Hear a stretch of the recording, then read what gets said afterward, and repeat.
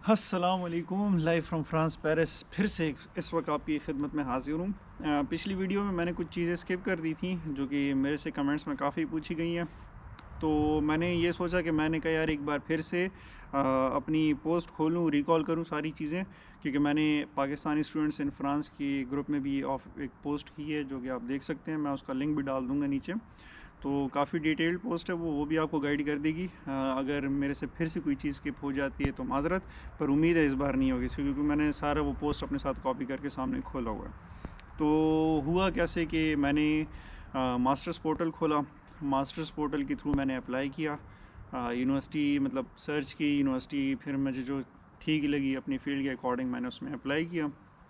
Apply करने के बाद मुझे यूनिवर्सिटी ने भेजा ऑफ़र लेटर। ठीक है, वो ऑफ़र लेटर होता है बेसिकली फ़ीस का। फ़ीस मैंने सबमिट करवा दी। फ़ीस सबमिट करवाने के बाद यूनिवर्सिटी आपको भेजती है इनरोलमेंट लेटर।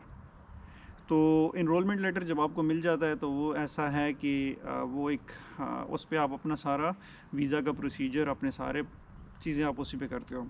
अब उसके बाद ये सीन है कि डॉक्यूमेंट्स इसके लिए क्या क्या रिक्वायर है। ठीक है, सारे प्रोसीजर के लिए आपको, तो मैं उसमें से सारे डॉक्यूमेंट्स आपको जो मैं बताऊंगा वो ये है कि कॉपी ऑफ पासपोर्ट और आईडी कार्ड, ये दोनों आपको ज़रूरी चाहिए। वो तो ऑब्वियस सी बात है।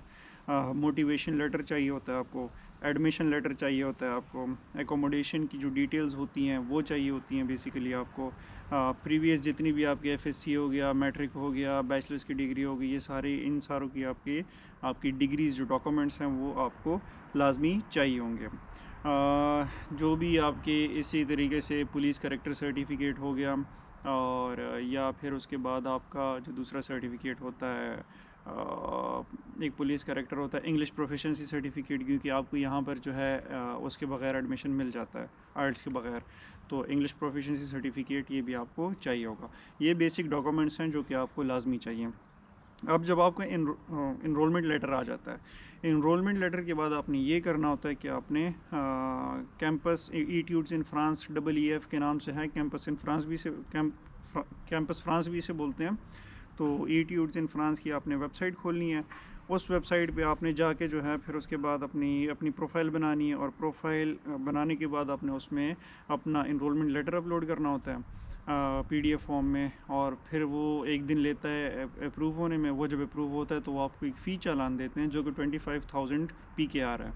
वो फ़ी का चालान आप डाउनलोड करते हो और वो जाते हो किसी भी अस्करी बैंक में, आप वो फ़ीस जो है वो पे कर देते हो। वो फ़ीस जो है वो पे करने के बाद क्या होता है कि वो आपको एक चालान देंगे जो कि बेसिकली होता है EEG रिसिप्ट। वो चालान आप जब जमा कराओगे तो फिर उसके बाद जो ईट्यूड्स इन फ्रांस होता है, ईट्यूड्स इन फ्रांस आपको पेमेंट डिपॉज़िट की एक वाउचर देखिए, आपने फ़ीस डिपॉज़िट कर लिया तो आपको एक वाउचर सा मिल जाएगा। वो आपने मतलब स्लिप सी होती है PDF, वो आपने डाउनलोड करके आपने फिर नियरेस्ट AEG की ऑफ़िस जाना होता है। तो जब आप AEG की ऑफ़िस जाओगे, उधर आप जाते साथ ही पहले तो टोकन उन्हें देना, आपने क्या आपने कौन सी एम्बेसी जाना है, आप उधर बता के अपनी एम्बेसी की उसमें बैठ जाओगे। ठीक है, लाइन में जो आपका नंबर होगा उसका आप वेट करोगे। तो उधर जब आप जाओगे एम्बेसी में, सॉरी AEG में, AEG वाले आपसे दो चीज़ें मांगेंगे। एक आपसे पासपोर्ट की कॉपी मांगेंगे, दूसरा आपसे स्लिप मांगेंगे। ओरिजिनल CNIC में भी वो रिक्वायर कर लें, अपने साथ एक कॉपी ले जाना CNIC की भी बेहतर होगा। तो जब आप उधर जाओगे वो आपसे ये डॉक्यूमेंट्स मांगेंगे, आपने डॉक्यूमेंट्स उन्हें दिखाने हैं। वो मे भी आपसे कॉपीज़ रख लें इन चीज़ों की, या शायद वापस कर लें, मुझे एग्जैक्टली नहीं याद मेरा क्या हुआ था उस टाइम पे। तो जब आपको ये चीज़ें मिल जाएंगी उसके बाद फिर वो आपको दे देंगे एम्बेसी की अपॉइंटमेंट।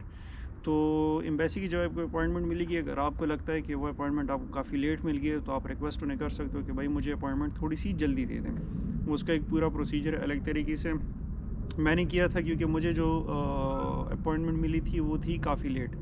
तो फिर मैंने ये किया कि मैंने ईमेल की, तो फिर मेरी 3 महीने अपॉइंटमेंट जल्दी कर दी थी उनने।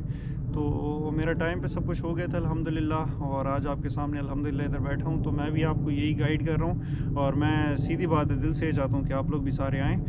कोई भी आपको मसला हो, कुछ हो, तो आप मेरे से लाजमी पूछें, मैं आपको गाइड करूँगा। तो ये बेसिक एक प्रोसीजर है एम्बेसी तक पहुँचने का। तो इस तरीके से आप एम्बेसी पहुँच जाएंगे। एम्बेसी में फिर आपको मैंने जो वीज़ा की वीडियो का भी पूरी डिटेल में एक बताई कि मेरा वीज़ा का इंटरव्यू कैसे हुआ था, तो वो आप एक बार देख लीजिएगा। उसमें भी आपको पूरी A to Z गाइडेंस हो जाएगी कि मेरा एम्बेसी का वीज़ा का जो मेरा इंटरव्यू था वो कैसे हुआ था। तो ऑनेस्टली स्पीकिंग प्रोसीजर कोई मुश्किल नहीं है, कंसल्टेंट्स की कोई ज़रूरत नहीं है। आपको कोई हेल्प चाहिए हो जनरली, मतलब मैं थोड़ा ऑब्वियस सी बात है, मेरे अपने भी यहाँ पर चीज़ें हैं, काम है, 100 काम होते हैं यहाँ पर। लाइफ बहुत तेज़ है यार, शुरू में तो पता नहीं लगता, थोड़े टाइम बाद बंदे को अंदाज़ा हो जाता है इन चीज़ों का। तो ये है कि यहाँ पर जब आप आओगे तो फिर आपको इन चीज़ों का पता लग जाएगा। और अब ये है कि मेहनत करो, प्रोसीजर स्टार्ट करो। बैंक स्टेटमेंट इसके लिए ये है कि 3 से 4 महीने की बैंक स्टेटमेंट, 3 से 6 महीने की बैंक स्टेटमेंट इसमें रिक्वायर्ड है। इनकी जो स्पेसिफाइड अमाउंट है वो है 615 यूरोज़। 615 यूरोज़ आपको बैंक अकाउंट में 3 to 6 मंथ्स के लिए डिपॉज़िट करवाने हैं। पर मंथ के हिसाब की बात कर रहा हूँ, 615 इंटू 12, ठीक है। तो ये अराउंड 7000 समथिंग इसकी अमाउंट बनती है। तो पाकिस्तानी रुपए के मुताबिक ये कोई 23-24 लाख रुपए बनता है। तो to be on safe side आप लोगों ने जो है तकरीबन कोई 30 लाख रुपए डलवा लो, 30 से 32 लाख रुपए, तो ये ज़्यादा बेहतर होगा। तो ये डलवाने के बाद आपने फिर अपने लिए सारा प्रोसीजर करने के बाद अपने लिए दुआएं करनी है, तो इंशाल्लाह अल्लाह बेहतर करेगा। और इतना मुश्किल नहीं है, रिलैक्स रहो, अल्लाह पे उम्मीद रखो, अल्लाह से यकीन रखो, क्योंकि अल्लाह पे यकीन होता है, अल्लाह पे यकीन होता है और दुनिया से उम्मीद होती है।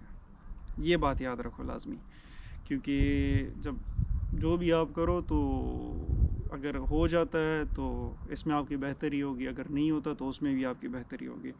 तो इन चीज़ों को जहन में रख के चलते जाओ, इंशाल्लाह जो भी होगा आपके लिए बेहतरी होगा। तो यही है यार।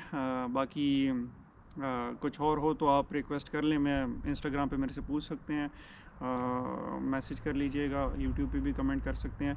तो इंशाल्लाह मैं कोशिश करूँगा आप लोगों को गाइड करने की। बाकी दुआओं में याद रखिए, और सर्दी बहुत सख्त होगी यहाँ पर, तो बस तो यही है यार। अल्लाह हाफ़िज़।